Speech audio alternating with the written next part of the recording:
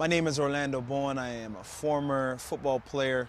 I currently run a youth leadership development charity called One Voice, One Team. What would you say, or how excited would you be if you had everything you ever wanted?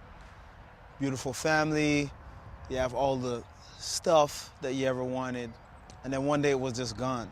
I found myself in that situation.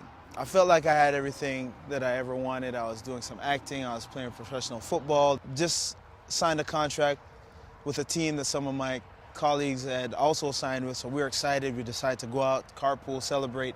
I get to the carpool location first. I'm waiting for my buddies to come. As I look, I see two guys approaching me. One of the guys says, "Hey man, what you got? You got any drugs?" And I'm thinking, man, I'm probably the last person in the world you should be asking for that.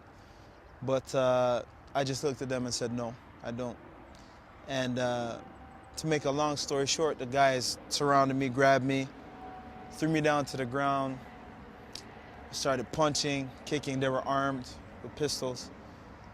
And I was just wondering what the heck is going on. It wasn't making sense. My head split, my face was busted up, and I knew I wasn't gonna make it out that night. I was convinced that I was gonna die. And in that instant, I started to think about the things that were important to me.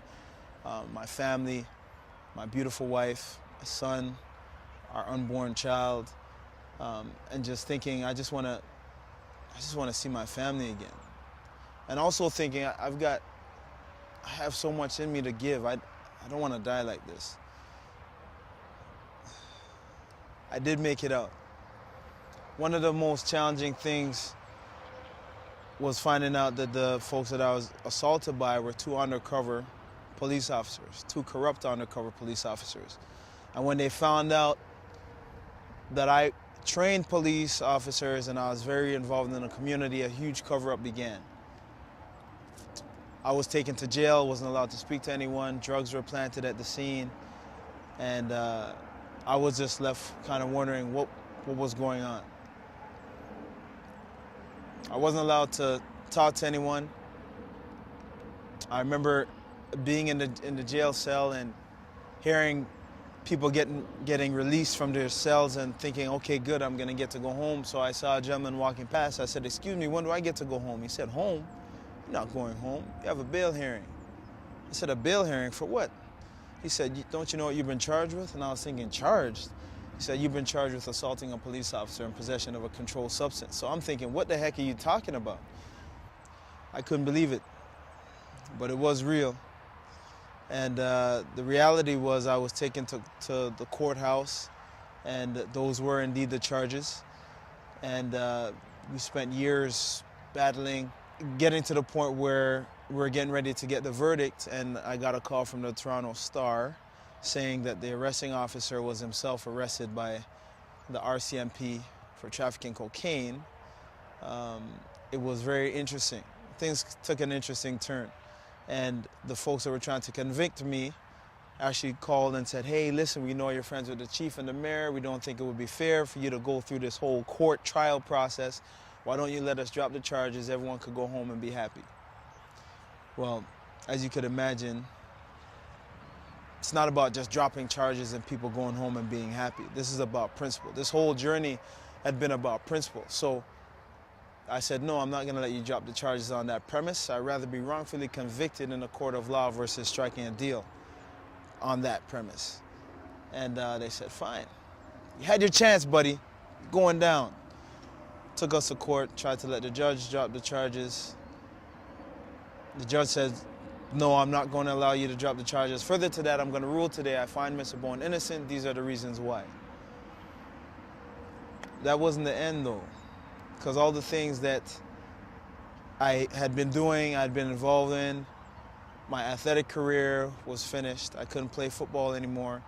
The community work that I was doing, I felt no longer wanted. I was asked not to go places that I had gone before, and it was just a really difficult time.